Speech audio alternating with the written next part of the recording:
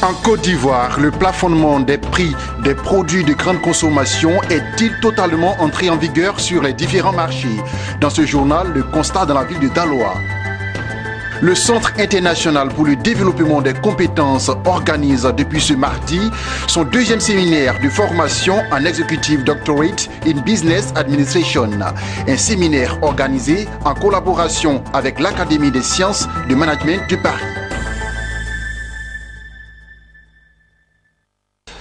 Mesdames et messieurs, bonsoir et merci de suivre les informations sur Business 24 Africa. Dans le but de lutter contre la vie chère, le gouvernement ivoirien a pris un décret portant sur le plafonnement des prix. Certains produits, notamment la tomate concentrée, le riz, le sucre, l'huile ou encore le ciment, ont vu leurs prix plafonner. Cette décision est-elle respectée sur l'étendue du territoire ivoirien? Rendons-nous à Daloa où notre correspondant Emmanuel Quadio a fait le constat. Eh bien, selon lui, la décision du gouvernement n'est pas totalement rentrée en vigueur, même si les consommateurs se réjouissent de la réaction de l'État de Côte d'Ivoire. Et c'est un commentaire de Sandrine Bamba. Commune de Daloa, quartier commerce. Dans la cité des Antilopes, c'est ici qu'il faut se rendre si l'on veut se procurer des biens de grande consommation. Tout au long de la rue, boutiques, magasins et les grandes enseignes se livrent une concurrence soft. Dans cette grande surface, réputée pour ses produits variés, nous nous intéressons au prix des denrées de grande consommation. Le constat est clair, riz, sucre, tomates concentrées, pour ne citer que ces produits alimentaires. Constat, le plafonnement des prix décidé par le gouvernement est bel et bien respecté. Ces produits sont des produits d'appel, comme on le dit, des produits de première consommation. Donc, pour eux, pour les consommateurs, quand l'État fixe un prix, c'est pour les arranger. Donc là, en ce moment, on n'a pas encore reçu de plainte. Le constat est le même dans toutes les grandes surfaces du quartier commerce. Autre produit, cette fois non alimentaire, qui lui aussi fait l'objet de plafonnement dans son prix, le ciment. Dans cette quincaillerie, la fourchette des prix donnée par les autorités ivoiriennes est en vigueur. L'appel qu'il y a lancé, c'est de dire à l'État de penser à nous, les petites et moyennes entreprises. Si on peut revoir les taxes un peu à la baisse, ce ne sera pas mauvais. À Lobia, autre quartier à forte concentration de la population, le constat est le même. Dans toutes les boutiques mauritaniennes, les prix plafonnés sont bel et bien respectés, comme ici, chez Abdoul Yarba. C'est la taxe qu'on doit diminuer. Sinon, les taxes sur quoi? Le produit? C'est le produit. C'est le produit.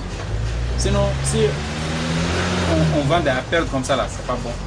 Un tour sur le grand marché populaire du quartier Baoulé, où des grossistes détaillants invitent les visiteurs. Ici, les prix plafonnés des produits de grande consommation sont appliqués par certains commerçants, mais d'autres traînent encore le pas.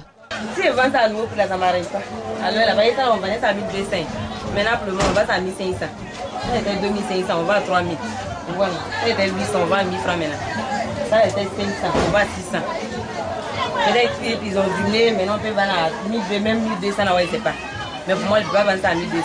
Quant aux consommateurs, grands bénéficiaires de la mesure gouvernementale, ils saluent la réaction des pouvoirs publics, même si certains estiment que l'État pouvait aller plus loin. Donc l'État doit faire un effort pour mettre en pratique ce qu'ils disent. Si on diminue le prix du ciment, qu'on sent réellement qu'on a diminué le prix du ciment, qui mettent des gens depuis l'usine pour contrôler depuis l'usine. Pour le directeur régional du commerce de Daloa, Boabitra Constant, il faut poursuivre la sensibilisation des commerçants sur le bien fondé des prix plafonnés pour le grand bonheur des consommateurs. Aussi a-t-il sollicité l'implication des chefs de village pour la réussite de cette opération. Et l'objectif du gouvernement ne consistait pas à sanctionner les commerçants. L'objectif du gouvernement, c'est de lutter contre la vie chère et donc l'amélioration des conditions de vie des populations. Dans ce sens, nous avons expliqué le bien fondé de cette mesure aux uns et aux autres. Et dès le lundi qui a suivi, nous nous sommes déployés sur le terrain de manière à suivre le respect scrupuleux de cette mesure de plafonnement. Qu'ils se tranquillisent, les prix seront bel et bien appliqués et que sur le terrain déjà, il y a des équipes qui ont été déployées afin que cette décision soit prise.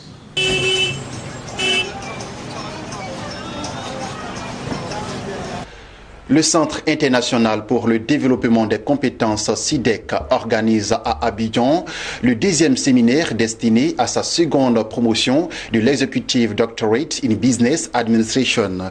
Ce séminaire porte sur la méthodologie de recherche pour rédiger une thèse en exécutive DBA. Organisée en collaboration avec l'Académie des sciences de management de Paris, cette formation s'inscrit dans une perspective de développement de la carrière professionnelle de manager, cadres et chefs d'entreprise ivoiriens et africains. Lawani Babatunde et Marie Seri pour le reportage. Ces managers, cadres et chefs d'entreprise participent à ce séminaire pour renforcer leurs capacités professionnelles. Loin de leur bureau feutré, d'où ils gèrent leurs entreprises respectives. Au menu des échanges, la méthodologie de recherche pour rédiger une thèse en executive Doctorate in Business Administration. Une formation à inscrire dans une perspective de développement de leur carrière professionnelle. Je viens spécialement du Bénin pour suivre cette formation de DBA. Parce que c'est très intéressant pour le professionnel que je suis. Je suis spécialiste en assurance maladie universelle et en management des systèmes de santé. Donc cette formation m'a intéressé et j'ai voulu y prendre part. Ce qui est innovant en la matière, ce sont les spécificités que peut apporter une thèse de DBA par rapport à une thèse classique à laquelle nous sommes plus ou moins habitués. La méthodologie de la recherche, on a d'abord commencé par ces éléments, définir ce que c'est que la recherche, le plan d'une thèse. Je pense que tous ces éléments vont nous permettre quand même de rédiger le travail qu'il faut. Ce que j'attends des participants, c'est qu'ils soient intéressés par le monde de la réflexion. C'est qu'ils mettent également, j'attends qu'ils mettent en pratique tout le travail qui est mené dans le cadre de cette démarche DBA et surtout j'attends qu'ils aient des projets et qu'ils mènent les projets jusqu'au bout. En un mot, qu'ils aient leur DBA dans un temps et un délai raisonnable. Cette formation a été délocalisée à Abidjan par le Centre international de développement de compétences en collaboration avec l'Académie des sciences du management de Paris. Elle se présente comme une opportunité offerte aux managers, cadres et chefs d'entreprise de prendre part à une formation encore inexistante en Côte d'Ivoire. C'est une formation qui apporte un plus au cadre lui-même parce que ça permet au cadre de prendre du recul par rapport à son expérience et mener une recherche en vue d'écrire une thèse de doctorat visant à être publiée. L'exécutif DBA est une source de création de valeur pour les entreprises. Pourquoi? Parce que le cadre d'entreprise qui fait cette formation choisit le thème de sa thèse sur une problématique de l'entreprise et donc mène une recherche tout en menant sa carrière en entreprise. Et donc, les fruits de sa recherche profitent à l'entreprise. Ce qui fait la particularité de l'exécutif DBA, c'est que la recherche doit apporter des connaissances utiles aux entreprises et aux organisations pour améliorer leurs performances. Et c'est utile, très utile pour les entreprises. Donc les entreprises ont intérêt à soutenir leurs cadres qui font cette formation, à les soutenir financièrement, à les encourager à faire cette formation, parce que les gens, ces cadres vont apporter un plus à leur management. Ces séminaires de formation sont espacés de 2 à 3 mois. Le vide est comblé par des travaux de recherche suivis au niveau local par un professeur agrégé et supervisé par un directeur de thèse depuis Paris via Internet. Après quoi, l'impétrant effectue le voyage dans l'Hexagone pour soutenir sa thèse et recevoir sa qualification. Et puis pour la suite des informations, rendons-nous en Tanzanie où, satisfait des résultats de la lutte contre la corruption enclenchée par le gouvernement Magufuli, Londres va apporter un appui financier de 450 millions de dollars à plusieurs secteurs clés en Tanzanie. Selon les autorités britanniques, cette aide sera acheminée vers des projets visant à améliorer la qualité de l'éducation ainsi que le renforcement de l'infrastructure routière et portuaire. En outre, le financement permettra de stimuler le secteur agricole et agroalimentaire à travers la rénovation et l'érection de nouvelles usines de traitement des viandes et de coton. Toujours en bref, depuis 2013, date de son lancement par l'ancien président américain Barack Obama, l'initiative américaine Énergie pour l'Afrique, Power Africa, a participé à l'électrification de 53 millions de personnes sur le continent africain. C'est ce qu'a annoncé l'Agence américaine pour le développement international dans son rapport annuel de 2017 publié ce mois. Pour arriver à ce résultat, l'initiative a facilité la clôture financière de près de 80 transactions énergétiques du secteur privé.